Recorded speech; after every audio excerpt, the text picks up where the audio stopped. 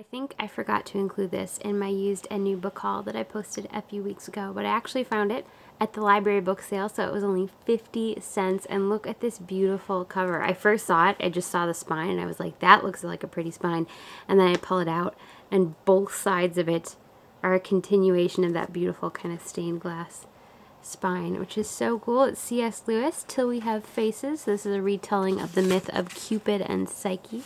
It has some cool illustrations. I'm not sure, I didn't see an ISBN in here, so I'm not exactly sure what edition this is, but I have definitely been enjoying it so far. It's a little bit slow going. It's set in this kingdom, and there's lots of superstition, and the gods are angered and have to be appeased. However, I am enjoying it, so I definitely have to get down and finish this one.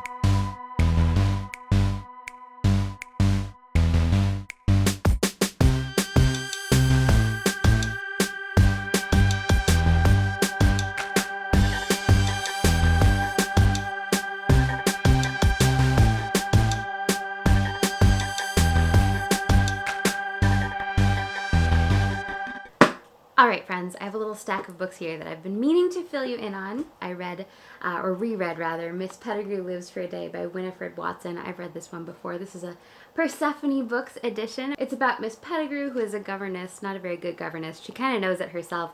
She's kind of, quiet and retiring and gets stepped on a lot by her employers, and she hasn't been able to pay her rent, and so the employment agency gives her one last assignment, and she knows it's kind of her last shot. She thinks she's just going to another governess post, but then she knocks on the door of Miss Delicia LaFosse, and delightful adventures ensue. This was made into a film starring Frances McDormand and Amy Adams. I did like the film. I think I liked the book better though. The film stayed true mostly to the book, but there are a couple little things that are really fun that I'd forgotten were in the book. It's just so humorous. The characters are so fun. It's just sort of a romp through Wonderland, the 30s, and going out to nightclubs and like fashion, of course. You know what? That was one of the things I forgotten about the book, is that one of the characters, they kind of make her into the villain in Miss Dubarry. They make her into the villain in the movie, but she's not a villain in the book. She's kind of understandable, and Miss Pettigrew ends up kind of saving her relationship. I liked Miss Dubarry. I wish they hadn't made her into a villain. I like these 30s style illustrations they've got throughout the book as well. It's so funny too how Miss Pettigrew like remembers things. So there's I think that's Miss Dubarry there. There they are going out for the night.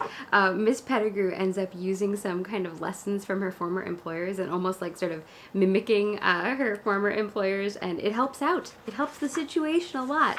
There they all are at the nightclub. Anyway, if you've never read this book, I really would highly, highly recommend it. It is just delightful. I actually haven't looked it up. I don't know if Winifred Watson wrote anything else. I'm gonna have to check that out. Another recent reread for me, in a very different vein, was Dune by Frank Herbert. This is a science fiction classic. I have read it before. I haven't actually read any of the sequels, because there's like Children of Dune and I can't remember the names of the others. There are varying opinions about the sequels amongst my brothers. Some of them are like, oh my gosh, the sequels are amazing. Other people in my family think, they're not worth it. The original is pretty amazing. This takes place, I guess, in the future on a faraway planet called Arrakis, although you kind of see what's going on in the rest of the galaxy too, and like, oh my gosh, the politics and machinations of this world are just crazy, and it's kind of fun how you're dropped into the middle of it, so you're not sure like, who's the Spicing Guild? Who are the Bene Gesserit?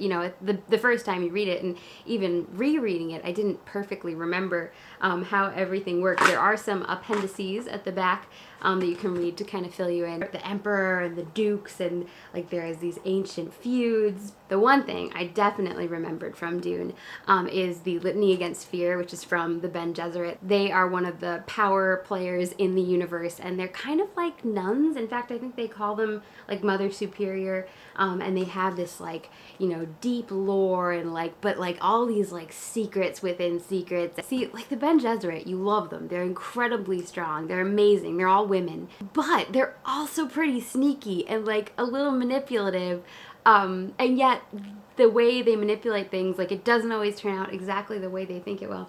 But anyway, the litany against fear is a Bene Gesserit saying. Fear is the mind killer. Fear is the little death that brings total obliteration. I will face my fear. I will permit it to pass over me and through me. And when the fear is gone, I will turn to see the path it has taken. Where the fear has gone, there will be nothing. Only I will remain.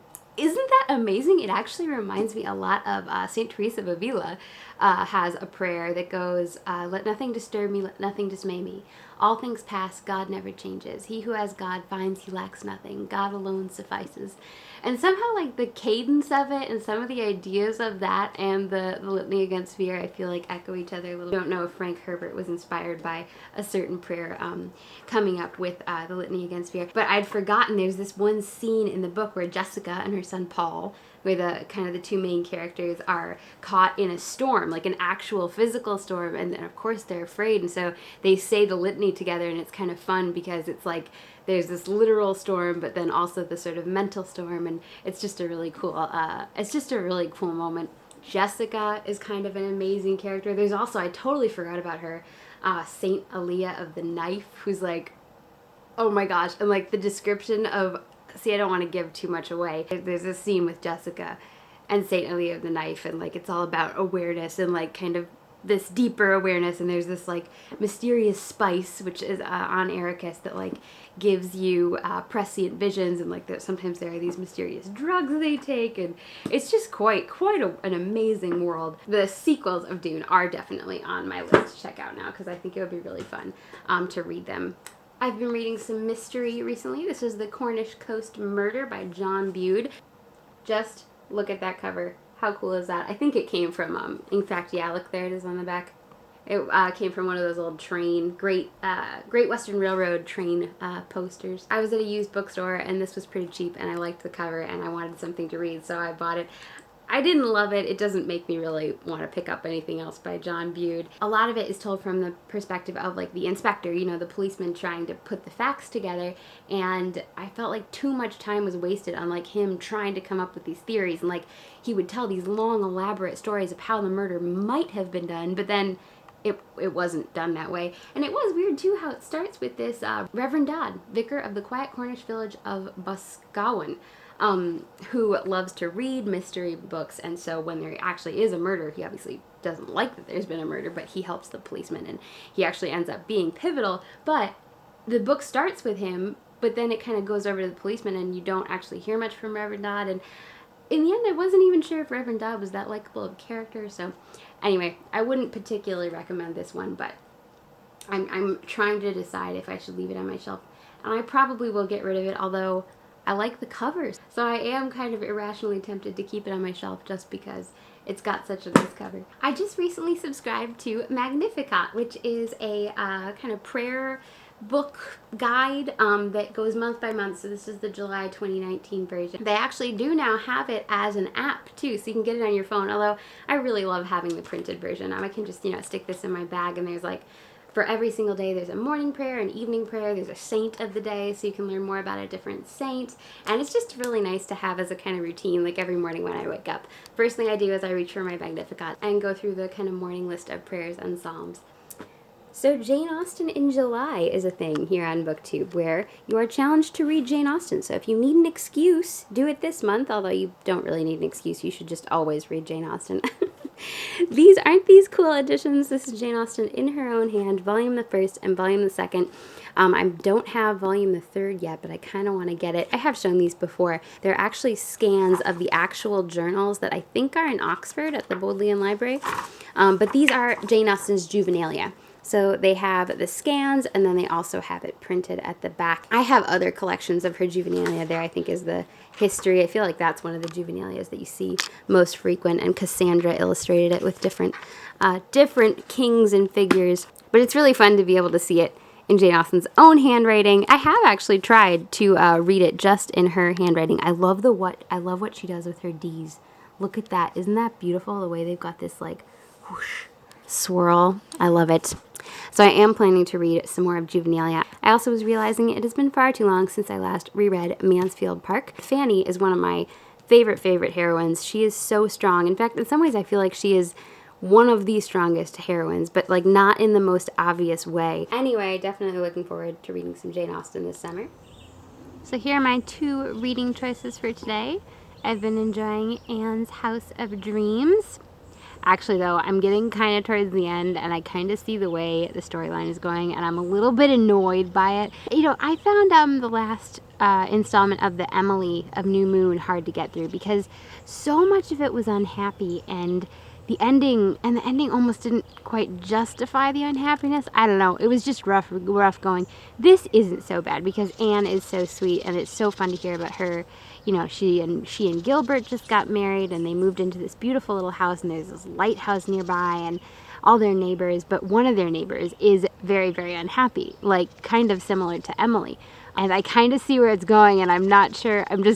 Yeah. Anyway, I do think that the earlier Anne books are better than the later ones. It's not that the later ones are bad. It's just that the earlier ones were so good, and these I think aren't quite as tight. Like the characters I feel like aren't quite as memorable as, you know, Marilla. And then the other one is Notes from Underground by Dostoevsky. I've been listening to a bunch of Jordan Peterson lectures, and he keeps mentioning this.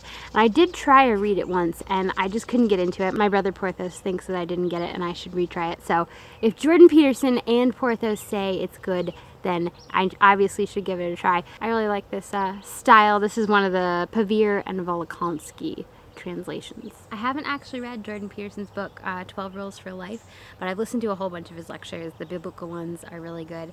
And then Athos, is that a mosquito? See, I love being outside, but the mosquitoes. Athos recommended the Pinocchio series of lectures that Jordan Peterson did, which is fun because it's based on like the Disney Pinocchio movie. So it's so cool how he breaks it down and shows like just how much they stuff into that, like how much meaning is in that story. When you watch that, you know, it's a children's movie, so you don't even like analyze it that much. It's like every choice they made had meaning behind it, which is why I love Disney movies so much. So it's fun to see Jordan Peterson kind of picking it apart.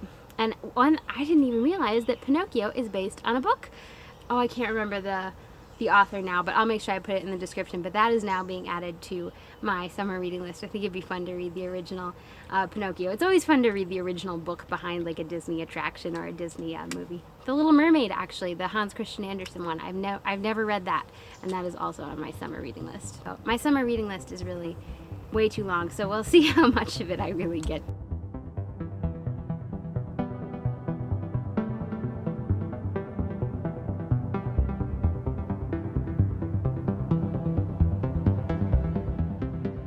Perfect little medieval town. Which one would you move into?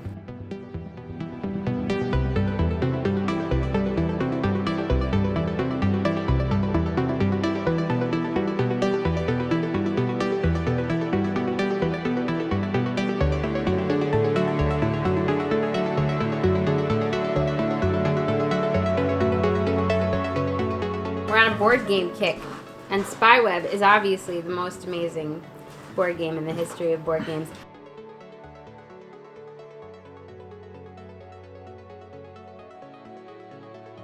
The expressive faces of the spies in this game. Makes it so great. It's not focusing. There we go. Because they have so much character. They do exactly. These are we imitate these all the time. Like all of a sudden, someone will just point upwards with a rogue grin, like Buzzard, and then you can sort of listen mysteriously, like Leech, also pointing up. Vulture gives someone the side eye.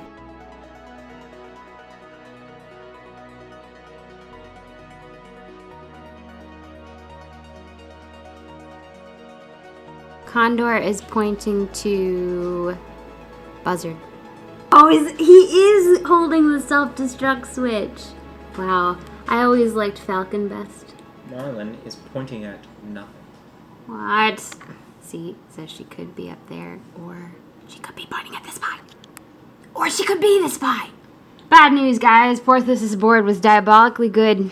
I'm gonna have to just guess. Piranha is listening to nothing, which we know is impossible. Therefore, she is either the spy herself, or she is listening to the spy. Let's see your spy. In Cape Town. Guys, I had a feeling it was Piranha, but I guessed first, Melbourne, and then I guessed Rio, and... see, although I'm sure this is how he had it. So this guy would have been looking at nothing. Correct. And eel would have been pointing to nothing. So no questions about them would have done me any good. Last time my brother Athos photobombed my bookish vlog and told us what he was reading. So this time, here's my brother Porthos. What are you reading, Porthos? I'm reading the Iliad. Very nice. Yes. What would you say about it so far? I would say it's quite an epic tale. So I read the Odyssey many years ago, but hadn't gotten around to the Iliad until now. So it's great summer reading. Do you have any favorite passages? Where Hector is speaking to the Greeks, hoping to negotiate a single combat between Paris and Menelaus to decide the fate of the war. There you go. I was using my Persephone books bag today, which, alas, I've never actually been to the Persephone bookstore in London, but my friend from England sent this to me. Today I have been reading Bishop's Mantle. There it is, Agnes Sly Turnbull. A couple weeks ago I did a Bookstagram-inspired TBR, and I did not actually have very good luck finding a whole lot of the books at my library or at bookshops.